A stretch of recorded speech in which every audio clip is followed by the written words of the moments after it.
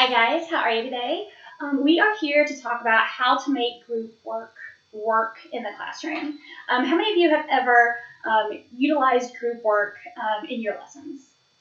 Okay, a couple of you. How many of you have used them but it has gone very wrong? Okay, still a couple of you. How many of you have not used group work ever because it's scary or daunting? Okay, a lot of you. So we're here today to talk about how to make this work for everybody in every class, no matter what you're teaching or what the makeup of your students are. Okay? So let's start out by defining what group work is. This is from the Center for Teaching from Vanderbilt University, and it says cooperative learning is characterized by positive interdependence, where students perceive that better performance by individuals produces better performance by the entire group. It can be formal or informal, but often involves specific instructor intervention to maximize student interaction and learning. It is infinitely adaptable, working in small and large classes and across disciplines, and can be one of the most effective teaching approaches available to instructors. So a couple of the takeaways from this is you need to remember that group work can be both small and large. It can also work for any classroom, like I said. Your lowest lows to your highest highs, it can work wherever and in whatever discipline you need it to. Okay, there are a couple different types of groups. You can use buzz groups, which are really great for informal learning. We also have think, pair, share, where students think about it and then they turn to their neighbor and they talk about whatever concept you're looking for. We also have circle of groups, a jigsaw, which allows them to talk to multiple different people, fishbowls, learning teams, snowballs or pyramids, rotating trios. There is a type of group for every type of group work you're looking to do. There's a whole list right here. I'm going to share this slide presentation with you so that you can click through the links to help you when you are planning your group activity. Here are some things that you might want to consider when you are looking to do a group presentation. You want to consider first, how big is my class? That's going to determine how many groups you have, how many people in each group you're going to have. Just kind of think of how many people you're working with. Second of all is, what is the skill or ability level of my students? You don't want to give an AP level project to your students who maybe have a lot of reading issues or some IEP goals that would prevent them from being 100% successful. So definitely think about what the level or ability of your students are. You don't want to give them anything too difficult, or else it will frustrate them and then you'll have some disciplinary problems. The third thing to consider is, what type of assignment will my students be working on? What would you like to see them produce? Is it a skit? Is it a written document? Is it some sort of technology presentation? What are you looking to see from them? The fourth thing is, how long will this assignment take? Is it going to take just 10 minutes in class? Is it going to take a whole week and you're going to spread it out in class? Is it going to be an assignment that they take home and they work on with their partners at home, not just in the classroom? So think about how that's going to work. The fifth thing you want to consider is, what type of setting will my students be working in? Are they going home? Are they doing it here? Or if you are in like a classroom that has desks instead of tables, is that something that they're going to be able to produce there? Are they going to have to go outside? Are they going to need to work in the gym? How are we going to make this happen in the classroom setting that you need them to work in? Okay, and number 6 is, what are the student dynamics in my classroom? Do I have students who I know don't work well with other students, or they need very specific ways to break down a big project in order for them to be successful? Do I have students who are really talkative and loud, and also at the same time, do I also have students who don't talk at all and it is difficult to draw anything out of them? Think about the dynamics of your classroom and how you can best manipulate your groups so that everybody is successful. Okay? So why should teachers incorporate group work. Group work is kind of like a buzzword that we always hear about, and like you guys have said, some of you are a little hesitant to have group work in your classroom. So why might you want to incorporate group work? Well, first of all, it motivates students. It pushes them to be successful. There's a peer pressure angle in that if everybody knows we're all working together towards the same goal, then everybody's going to work really hard. Okay, it also encourages active learning. You can actually see them learning as you walk around the classroom. So you will see those light bulbs go off. It also allows students to learn from each other. There's a lot of collaboration and conversation that will happen in these groups. So you want to make sure that you are there to hear those great ideas from your students as they learn from each other. Everyone's bringing a new perspective. Fourthly, it helps students develop key critical thinking, communication, and decision-making skills. These are all skills that businesses want to see from their employees, and we need to start practicing them here in the classroom so that they have those skills. Those are such key skills, especially in college and on the job market, that they desperately need. So group work helps facilitate that. We also have different varieties of learners in our classroom: auditory, visual, kinesthetic. Group projects engage all of those learners. Sometimes it's really hard to engage students who, especially kinesthetic learners, because the typical classroom of listening to a sage on a stage is not meant for our kinesthetic learners, but group activities are, which is fantastic. And lastly, it's not your typical day. In your classroom, when you have group work, your students will be excited to come in there because it's not the same old, same old. It's not you lecturing or you giving worksheets. It's them working cooperatively with their friends on something, and that is exciting. Okay, teachers have a lot of hesitations that you may have had yourself. Those include things like, I don't know how to do it. Well, guess what? You're in the right place. It's too much work. I will be honest, it is a lot of work in the beginning, but once you get the hang of it, it will become second nature to you. It leads to too much fighting or issues between students. One kid ends up doing all the work, and then parents complain. I don't feel like the kids learn anything. Kids think projects are busy work. Those are all things that teachers commonly say as to why they are hesitant to do that.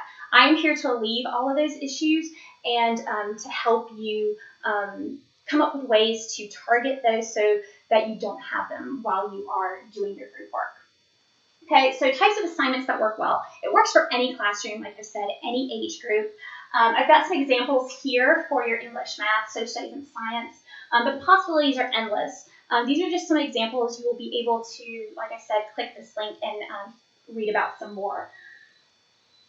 Okay, so there are 5 steps for effective group work, and I'm going to go through all of those. The first of which is planning, which is a lot on you. The second is introducing the assignment to students, the assignment in action, the wrap-up, and then the assessment. How are we going to give our kids a grade for this assignment? So let's look at step 1, the planning. When you are planning, you want to consider your goals for the group work. What do you want to accomplish? What do you want the students to accomplish when they are working on this assignment?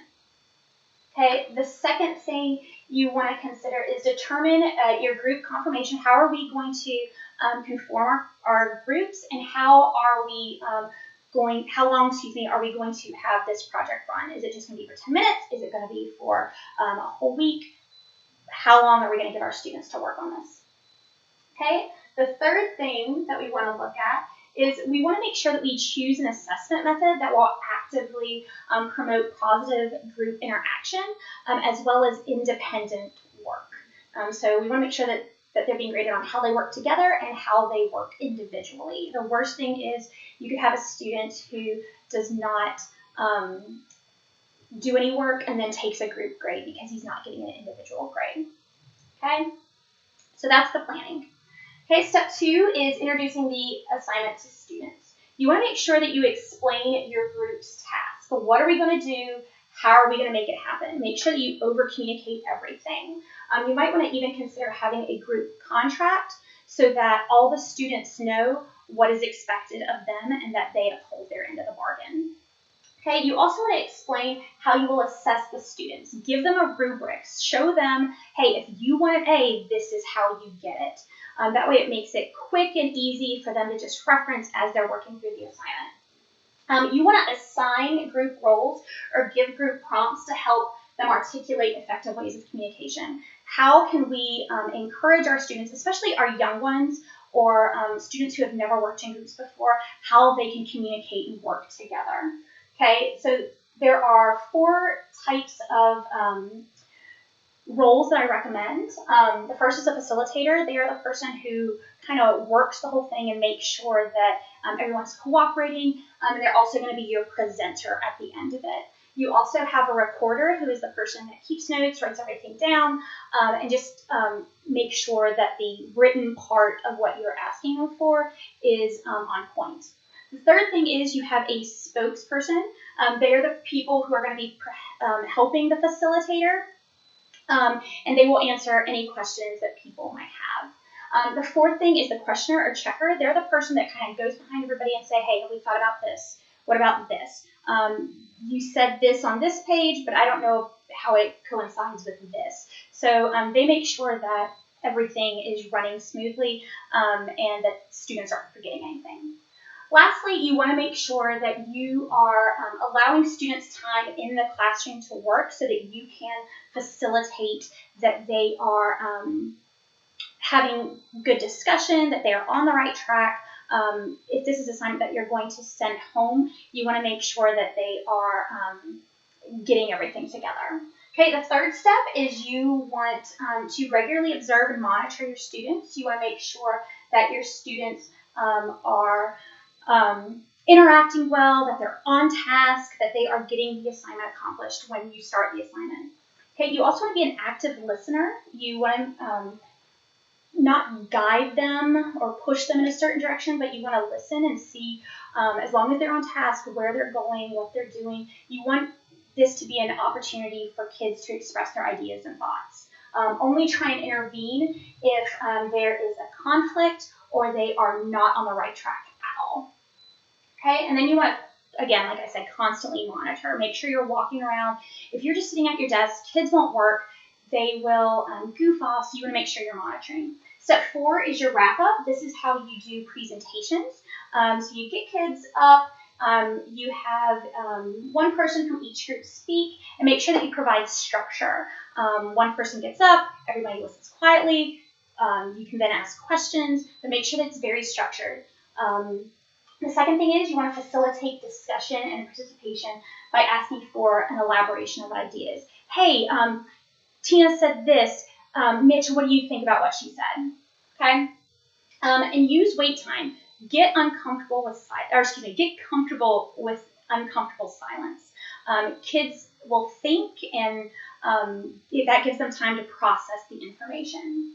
Okay, and then make sure you open up the floor to the entire class, so that not just your representative from each group is speaking, but that everybody has a chance to talk. Okay, and then lastly, step 5 is you want to assess your students. So you're going to assess your students, again, on individual and group performance. You don't want that one person to do all the work and then everybody else gets all the credit. Okay, so some helpful tips and tricks. You want to make sure that you over-communicate and make sure that all of your expectations are laid out very specifically so that there's no question. You also want to make sure that you are doing the best you can to create good groups. If you have time in your classroom, I would strongly suggest using team building activities, especially for new groups of students who have never worked together. If you're doing an activity at the beginning of the year, give the students time to get to know each other. Okay, you want to provide some class time for meetings. That way you can check in with them and they can ask you questions. The worst thing is they get halfway through a project and then you realize they're doing it completely wrong. So give them time in class to ask you questions and so you can facilitate those discussions. And lastly, you want to require individual members to keep track of their contributions. Because you are going to grade them both individually and as a group, you want to make sure that each individual has has something that they can add to the conversation. Here are some additional resources for how to make your group work more effective.